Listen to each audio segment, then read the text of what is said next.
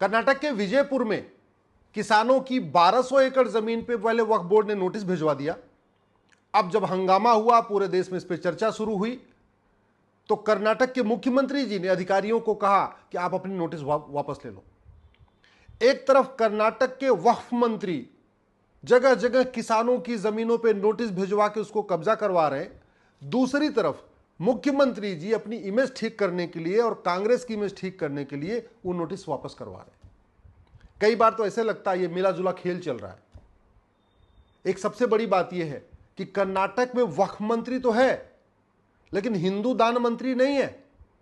कर्नाटक में वक्फ बोर्ड तो है, लेकिन हिंदू दान बोर्ड नहीं है। कर्नाटक में वक्फ ट्रिब्यूनल तो है, लेकिन हिंदू दान ट्रिब्यूनल नहीं है। कर्नाटक में वक्फ सर्वेयर तो है, लेकिन हिंदू दान का सर्वे करने वाला कोई नहीं है।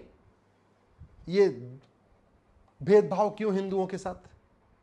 और ये तो केवल वक्फ की बात है, कई बार चर्चा हो चुकी है। कानून महाघटिया है, कानून सड़ा हुआ है, संविधान के खिलाफ है। केवल और केवल भारत को इस्लामिक देश बनाने के लिए कानून बनाया था कांग्रेस ने। ऐसे उन्होंने 50 कानून बनाए हैं कांग्रेस ने, जिसमें से लगभग 25 कानूनों को मैंने कोर्ट में चैलेंज किया हुआ है। अंग्रेजों ने जो डिवाइड एंड रूल की पॉलिसी किया था, उसी को कांग्रेस ने आगे बढ़ाया। जो काम मुगलों ने किया था इस्लाम को फैलाने का, कांग्रेस ने वही काम किया कानून बना बना के। जो काम अंग्रेजों ने किया यहाँ क्रिश्चियनिटी को फैलाने के लिए, कांग्रेस ने उसी काम को भी आगे बढ़ाया कानून बना बना के। तो ये वक्फ बोर्ड, वक्फ ट्रिब्यूनल, वक्फ एक्ट, ये सारा का सारा केवल और केवल भारत को इस्लामिक बनाने के लिए किया गया। दान अपनी चीज की जाती है, दूसरों की नहीं। अपना पैसा दान किया जाता है, दूसरों का पॉकेट मार के नहीं। अपनी गाड़ी दान की जाती है, दूसरों की गाड़ी चोरी करके नहीं। और जमीन अपनी दान की जाती है, जो खुद की अपनी पैसे से कमाई गई हो या पुश्तैनी जमीन हो, दूसरों की जमीन कब्जा करके नहीं। लेकिन यहां उल्टा हो रहा है। इसलिए मैं बार बार कहता हूं, फिर से कह रहा हूं, बाबर, हुमायूं, तुगलक, गजनी, गोरी, टीपू सुल्तान को वक्फ का अधिकारी नहीं थे, बिल्कुल अधिकार नहीं था, क्योंकि ये जमीन भारत के लोगों की थी, हिंदुओं की जमीन थी। हिंदुओं की जमीन कोई वहशी दरिंदा कब्जा करके उसको दान नहीं कर सकता, वक्फ नहीं कर सकता। आज़ादी से पहले जो 50,000 एकड़ जमीन थी, वो पूरी की पूरी जमीन सरकार के पास जानी चाहिए, केंद्र सरकार के पास जानी चाहिए। और आज़ादी के बाद जो जमीनें हैं, उन सब का ऑडिट होना चाहिए। गरीब आदमी कभी दान नहीं करता। सच्चर कमेटी कह चुकी है मुसलमानों की हालत खराब है, और वास्तव में जो गरीब हिंदू थे वही कन्वर्ट हुए। जो अमीर थे, जो लड़ने वाले थे, जो जजिया देने में सक्षम थे, वो कन्वर्ट नहीं हुए। तो ज्यादातर वो हिंदू जो जजिया नहीं दे पा रहे थे, डर जाते थे, वो कन्वर्ट हो गए। तो जो आदमी डर गया मुगलों के समय में, जो आदमी जजिया नहीं दे पाया मुगलों के समय में, एकाएक उसके पास इतनी कैसे संपत्ति आ गई, इतनी जमीन कैसे आ गई कि वक्फ करना शुरू कर देगा? तो जो 50,000 एकड़ 1950 तक थी, वो पूरी केंद्र सरकार के पास जानी चाहिए। जो 9.5 लाख एकड़ आज़ादी 1950 के बाद इकट्ठा हुई है, टोटल इस समय 10 लाख एकड़ जमीन वक्फ के पास है, उसकी सब जमीनों का सर्वे होना चाहिए। ओवैसी बता नहीं रहे कि उनके पूर्वजों ने कितनी जमीन वक्फ किया। मदनी बता नहीं रहे कि उनके परिवार ने कितना वक्फ किया है। बुखारी बता नहीं रहे कितना उन्होंने वक्फ किया है। दुरानी साहब बता नहीं रहे उन्होंने कितना प्रॉपर्टी वक्फ किया। अल्टीमेटली दान तो अमीर आदमी करता है ना। अंबानी जी जाते हैं जहां जहां देखो 5-5 करोड़ चढ़ाते रहते हैं, 5-5 किलो सोना चढ़ाते हैं, सबको पता चलता है। तो अगर सलमान खान ने कुछ वक्फ किया है, शाहरुख खान ने वक्फ किया है, सैफ अली खान ने कुछ वक्फ किया है, या अपने बहुत सारे गीतकार भी हैं और भी हीरो हीरोइन हैं मुंबई में जो इस्लाम को मानते हैं, अगर उन्होंने वक्फ किया तो उनको बताना चाहिए। बहुत सारे इंडस्ट्रियलिस्ट हैं, उन्होंने वक्फ अगर किया हो तो उनको बताना चाहिए। लेकिन अगर उन्होंने वक्फ किया है तो मुंह ज़बानी तो नहीं किया होगा, बाकायदा लिखित में किया होगा। जब लिखित में किया तो कागज़ दिखाने में क्या दिक्कत है?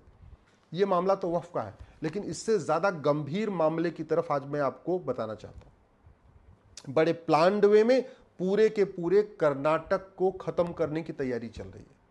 कर्नाटक के प्रत्येक जिले की डेमोग्राफी बदल चुकी है।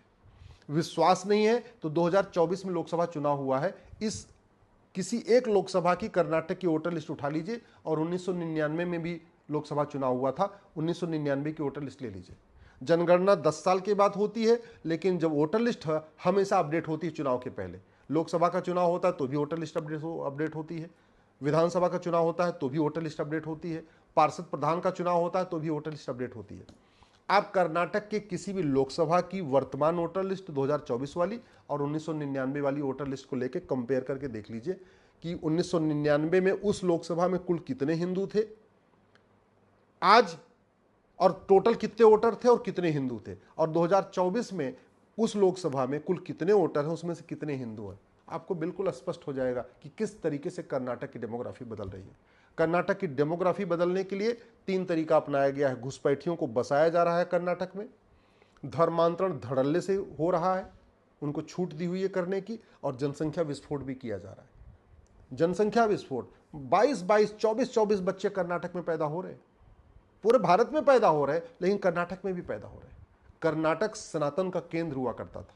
कर्नाटक में एक से बढ़कर एक हमारे ऋषि मुनि पैदा हुए, कर्नाटक में एक से बढ़कर एक लड़ाके पैदा हुए, कर्नाटक में एक से बढ़कर एक स्वतंत्रता संग्राम सेनानी पैदा हुए।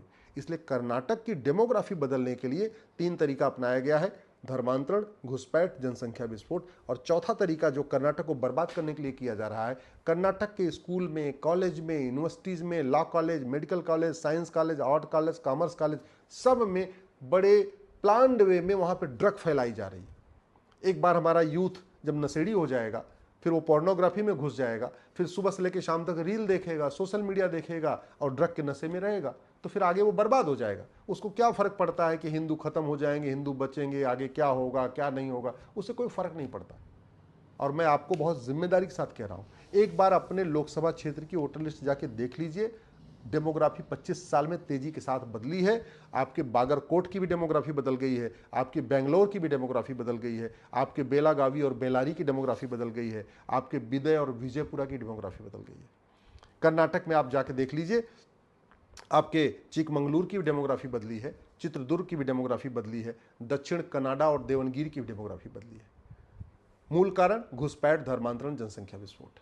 आपके धारवाड़, कलबुर्गी, हसन और हावेरी की डेमोग्राफी बदल गई है। मूल कारण घुसपैठ, धर्मांतरण, जनसंख्या विस्फोट।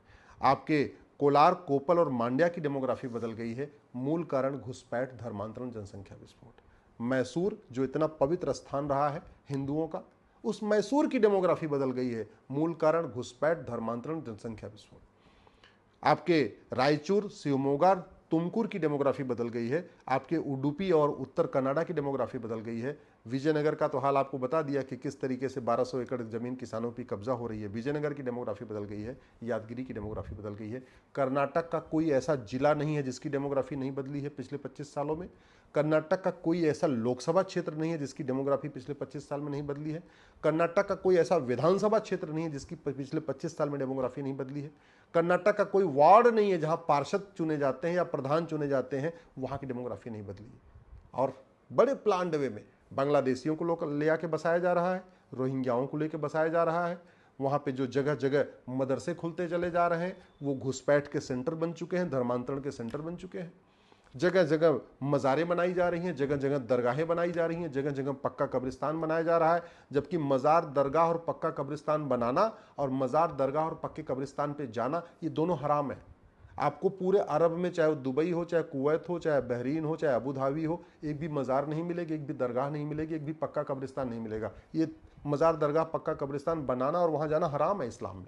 ला इलाहा इल्लल्लाह का मतलब अल्लाह के अलावा किसी की इबादत हो ही नहीं सकती है। फिर मज़ार, दरगाह में किसकी इबादत हो रही है? और बड़े तेज़ी के साथ बनाया जा रहा है। वक्फ बोर्ड कब्जा करता जा रहा है ज़मीनों पर। कर्नाटक में नदियों के किनारे की ज़मीनों पर अवैध निर्माण हो रहा है, हाईवे के किनारे पर अवैध निर्माण हो रहा है। आप कर्नाटक में जितने जंगल हैं वहाँ देखिए किस तरीके से बड़े प्लान्ड वे में बांग्लादेशियों को ला ला के वहाँ बसाया जा रहा है। पहले झुग्गी बना लेते हैं, फिर धीरे धीरे वहाँ पे छोटा सा स्ट्रक्चर खड़ा कर देते हैं, फिर मकान बना ले रहे हैं।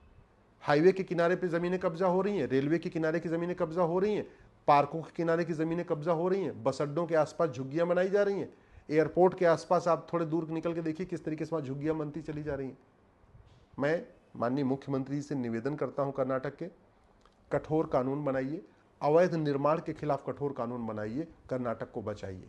ड्रग स्मगलिंग के खिलाफ कठोर कानून बनाइए, कर्नाटक को बचाइए। कर्नाटक को बचाना है तो धर्मांतरण के खिलाफ कठोर कानून बनाइए। कर्नाटक को बचाना है तो जनसंख्या विस्फोट के खिलाफ कठोर कानून बनाइए। कर्नाटक को बचाना है तो घुसपैठियों के खिलाफ कठोर कानून बनाइए। कर्नाटक को बचाना है तो जो मज़ारे, दरगाहें बनती जा रही हैं, इनको बचाइए। नहीं तो आए दिन जिस तरीके तेज़ी के साथ कर्नाटक को बदलने की कोशिश हो रही है, 15 से 20 साल के बाद वो कर्नाटक नहीं होगा जो आज है। कर्नाटक बहुत बदल चुका है, बहुत तेज़ी के साथ बदल चुका है, बचाना बहुत ज़रूरी है।